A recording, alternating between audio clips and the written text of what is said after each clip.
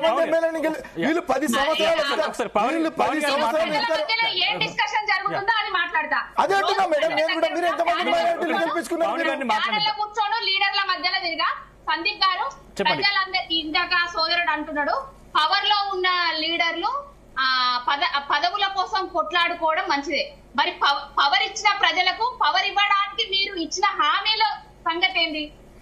అసలు మీరు అధికారంలోకి ప్రజా పాలన నచ్చింది, ప్రజల కోసమే పాలన మీరు కొట్లాడుకోవడం తప్ప మీరు మీ ఇంట్లో పంచాయతీలు తప్ప ఏమన్నా ప్రజలకు చేసింది ఉన్నదా?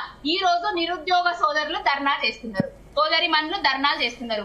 దాని మీద నేంది మీ ఖర్గే గారిని ఎవరైతే ఢిల్లీ నుంచి వచ్చి రాహుల్ గాంధీ ప్రియాంక గాంధీ నిరుద్యోగ సోదరుల దగ్గర కూర్చొని ఇవ్విస్తాం నిరుద్యోగ నోటిఫికేషన్ గ్రూప్ 1 రిక్రూట్మెంట్ జరుగుతలేదా? వీళ్ళే కదా కోట్లకు పోయింది. ప్రతి దాంట్లో అడ్డంకులు సృష్టించేది వీళ్ళు కాదా? వీళ్ళ పార్టీ కాదా? వీళ్ళు అంటున్నారు 2 లక్షల ఉద్యోగాలు ఇస్తేనంట రోడ్ల మీద పోయి మాకు ఉద్యోగాలు చాలు, వద్దు నాయన, వద్దు రేవంత్ అని మాట్లాడుతున్నారట. ఇది 55,000 ఇప్పటి వరకు రిక్రూట్మెంట్ జరగలేదా వేరియస్ డిపార్ట్మెంట్స్ లో?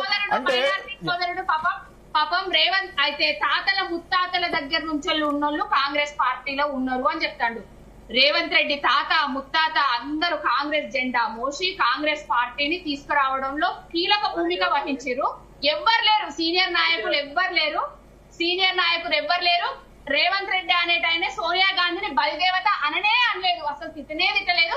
ఆయన ఇప్పుడు ముఖ్యమంత్రిగా చేసి కూర్చుండబెట్టారు.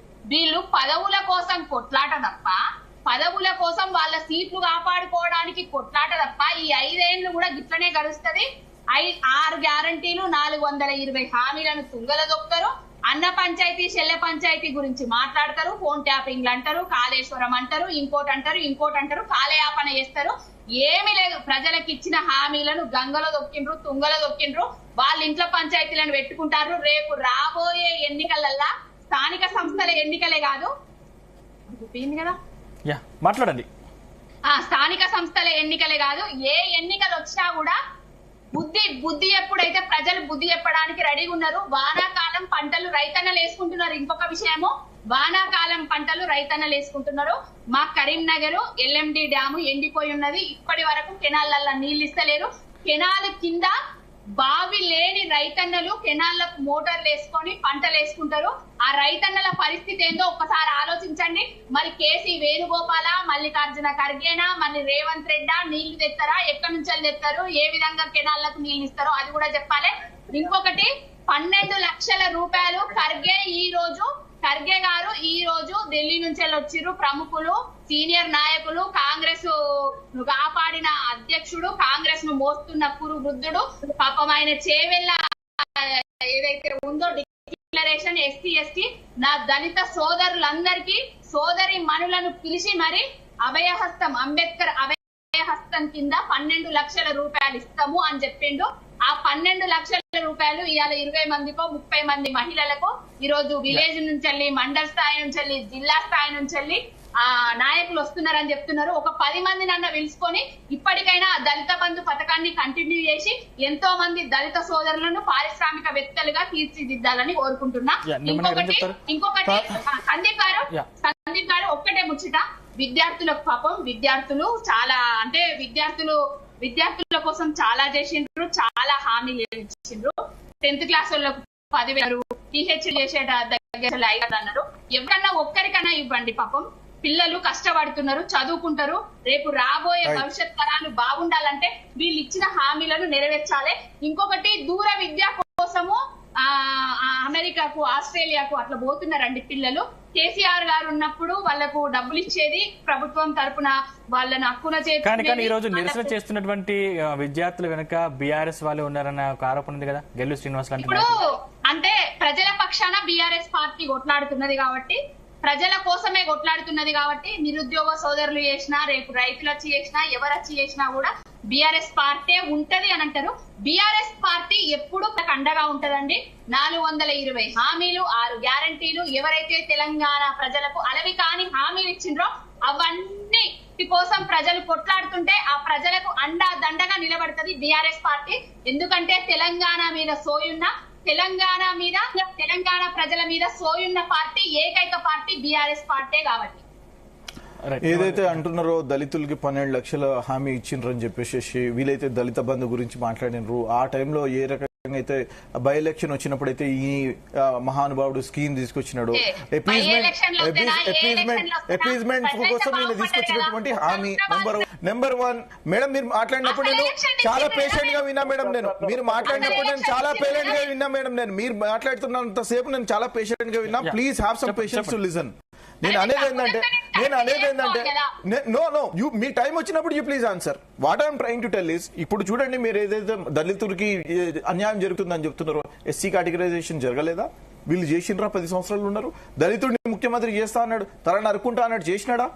అరే దళితుడిని ఉప ముఖ్యమంత్రిని చేస్తే 6 నెలలు తిరగకుండా తీసి పడేసినాడు అండి. ఈయన చేయలేదా? ఆయన ఫస్ట్ మీరు పోయి మీ మాజీ ముఖ్యమంత్రి ఫామ్ హౌస్ లో ఉన్నటువంటి మిస్టర్ కేసీఆర్ గారు అడగండి, ఎందుకు మీరు దళిత ముఖ్యమంత్రి చేయలేదని చెప్పేసి. ఆయన క్రెడిబిలిటీ దెబ్బతిన్నది, ఆయన మోసగాడని ప్రజలకు అర్థమైపోయింది, ఆయన జరగలేడు అని చెప్పేసి అర్థమైంది కాబట్టి ఆయన ఫామ్ హౌస్ ని పంపించారు. పార్లమెంట్ లో వీళ్ళకి గుండు సున్నా వచ్చిందండి. పార్లమెంట్ లో గుండు సున్నా వచ్చింది. వీళ్ళు పార్టీ నడపదు అని చెప్పేసి madam you have to allow me. నేను ఏమంటున్నా అంటే please they have to allow me to answer. ఇట్లా క్రాస్ టాక్ చేస్తే చేయలేము మనం. క్రాస్ టాక్ చేస్తే నేను ఆన్సర్ చేయలేను. You have to understand the financial state ఏ రకంగా ఉందో దాని గురించి అర్థం చేసుకోవాలా. నేనేమంటున్నానంటే ఇప్పుడు దాదాపు 7 లక్షల కోట్ల అప్పు వీళ్ళు చేసిపోయినారు. 7 లక్షలు ఏం మాట్లాడి మేడం మీరు వినరా? మీరే మాట్లాడతారా? మీరే మాట్లాడుకోండి మేడం, మనం మీ ప్యానెల్ నుంచి తప్పుకుంటాం మేము. యూ హావ్ టు అండర్స్టాండ్ కదా, మీరు యూ హావ్ సమ్ పేషెన్స్. మీరు కంక్లూడ్ చేయండి. నేను అనేది ఏంటంటే 7 లక్షల కోట్లు వీళ్ళు అప్పు చేసి పోయినారు. 7 లక్షల కోట్లు కాదు, 4 లక్షల కోట్లే.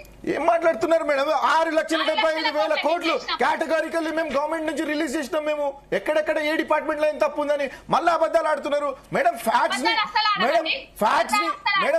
ని మార్చకండి మేడం, ప్లీజ్. ఫ్యాక్ట్స్ ని అబద్ధాలు చెప్పకండి, ఒక్క ప్రాపగండ చేయకండి. నేను అనేది ఏంటంటే 8,25,000 కోట్లు ఈ రోజు అప్పు ఉందండి. ఇంట్రెస్ట్ లకి 6,000 కోట్లు కడుతున్నాము. గవర్నమెంట్ నుంచి 6,000 కోట్లు ఓన్లీ ఇంట్రెస్ట్ లకి పోతున్నాయి. ఇవి అన్ని ఉన్నా సరే మీరు స్టూడెంట్స్ గురించి మాట్లాడినరు. 1872 crores ఈ రోజు ఫండ్ రిలీజ్ చేసినారు స్కాలర్షిప్స్ గురించి. కొత్తగా 200 స్కూల్స్, రెసిడెన్షియల్ స్కూల్స్ యాడ్ చేసినారు. ప్రతి డిస్ట్రిక్ట్ కి ఇంటిగ్రేటెడ్ స్కూల్ తీసుకొచ్చినాము. ఇది పైలట్ ప్రాజెక్ట్ కింద చేస్తున్నారు. నేను అనేది ఏంటంటే 100 ఎకరాలు చేసిన మామూలు మాట కాదు కదండి. నేను ఉన్న వనరుల్ని ఎలా మనం కన్స్ట్రక్టివ్ వేగా తీసుకెళ్లాలా, ఏ రకంగా ప్రజలకు ఉపయోగపడే దిశగా తీసుకెళ్లాలా, వాటర్ గురించి మాట్లాడినారు. Very good. ఈ రోజు జూలై వచ్చేసింది, వరుణదేవుడు ఇంకా కరుణించలే, టైం ఉంది. 100% మన దగ్గర డ్యామ్స్ ఉన్నాయి, డ్యామ్స్ ఉన్నాయి, వాటర్ ఉంది, వాటర్ స్టోరేజ్ ఉంది. టైంలో అధికారులు స్పందిస్తారు. ఆ టైంలో అధికారులు స్పందించి రాబోయే కాలానికి ఖరీఫ్ లో ఏ రకంగా ప్లాన్ చేయాలా, రబీలో ఏ రకంగా ప్లాన్ చేయాలా మా దగ్గర ప్లాన్ ఉంది. ఆ ప్లాన్ ప్రకారం చేస్తారు. ప్యాడీ చూస్తే మీరు సన్న బియ్యానికి 500 రూపీస్ బోనస్ ఇచ్చిండ్రు, ఇయ్యలేదా? రైతు భరోసా మేము ఇయ్యలేదా? ఇంత రైతు రుణమాఫీ చేయలేదా? నేను అనేది ఏంటంటే ప్లీజ్ మీరు క్రిటిసైజ్ చేసేటప్పుడు మీరు ప్రతి ఒక్క పాయింట్ ని క్రిటిసైజ్ చేయకూడదు మేడం. మీరు చేస్తున్న మంచి పనుల గురించి మనం మాట్లాడండి మీరు. అంతేగాని ఇష్టం వచ్చినట్టు మేము మాట్లాడతాము. మీరు మభ్య పెట్టలేదా ప్రజల్ని? దళిత బంధు పేరు మీద మభ్య పెట్టలేదా? ఎంతమంది, what is the percentage of allocation this people have done? ఎంతమందికి ఇచ్చిండ్రండి? నిజాలు మాట్లాడుకుందాం. ఈ రోజు మనం మాట్లాడుతున్నప్పుడు నిజాలు మాట్లాడుకుందాము. దళితుడిని ముఖ్యమంత్రి చేస్తా అన్నాడు, దళితుడికి 3 ఎకరాల భూమి ఇస్తా అన్నాడు. ఇచ్చినాడు మహానుభావుడు? 10 సంవత్సరాలు ఉండే కదా, ఇయ్యొచ్చు కదా. నేను అనేది ఏంటంటే బంగారం ఇచ్చిండ్రో మీరు చెప్పాలి. అవునమ్మా, నేను అనేది ఫైనాన్షియల్ సిచ్యువేషన్ బాగాలేదు, అయినా సరే చేస్తున్నాము. అయినా సరే గ్యారంటీల్ని మేము అమలు చేస్తున్నాము. చేయట్లేదా? మీరు చెప్పండి. ఫ్రీ బస్ రావట్లేదా? ఎల్పిజి సిలిండర్ రావట్లేదా? ఇందిరమ్మ ఇల్లు రావట్లేదా? ఇవి గ్యారంటీలో భాగం కాదా?